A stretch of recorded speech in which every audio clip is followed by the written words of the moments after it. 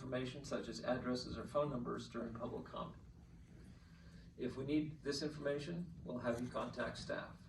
The secretary will call each speaker in the order received. Each speaker will be allotted 3 minutes to speak. However, I have the discretion to amend this time based on the number of speakers. The secretary will track time and inform each speaker when the allotted time is concluded. And we'll start with the speakers that are in the room with blue cards. Okay, so you have one for a non-agenda item, the other two are for item 13, and then we have one person online for public comment.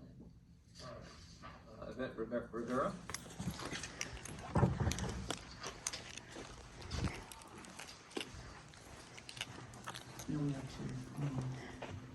Thank you, Director Linney. Thank you, Director Linney. I just want to let everybody know I'm videotaping. This morning I came and I spoke about during the public section of the board meeting to talk about the Melanie Woodrow ABC I-Team story titled EBMUD Discrimination Lawsuit. I told the board members present that I spent the last year ensuring that the story of Saji Pierce and Ariel Bland didn't get gaslit, and it was music to my ears to hear the broadcast on the news last week. To hear Craig Spencer, former general counsel, as a defendant in a discrimination lawsuit against East Bay MUD was really special.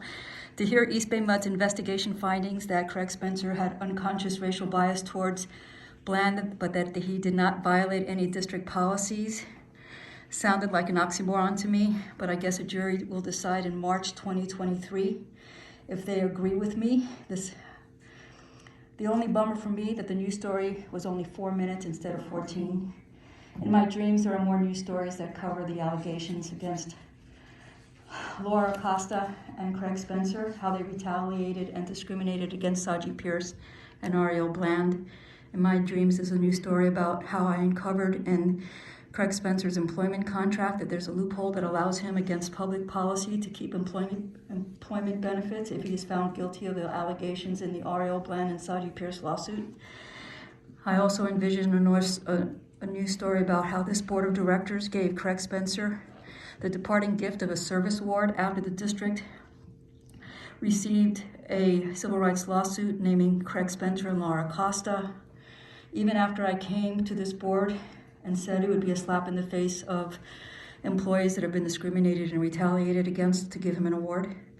This morning, before I yielded to Director Linney, president of the board, I recounted something that somebody told me at the district, an employee.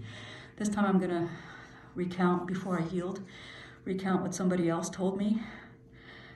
That this news story featured last week, the one against former general counsel Craig Spencer, former HR manager Laura Acosta, and East Bay MUD, is like a big bag of dog shit on fire, and that East Bay MUD is doing all it can now to try to stomp it out, but all they're doing is getting shit all over them. Thank you, I yield.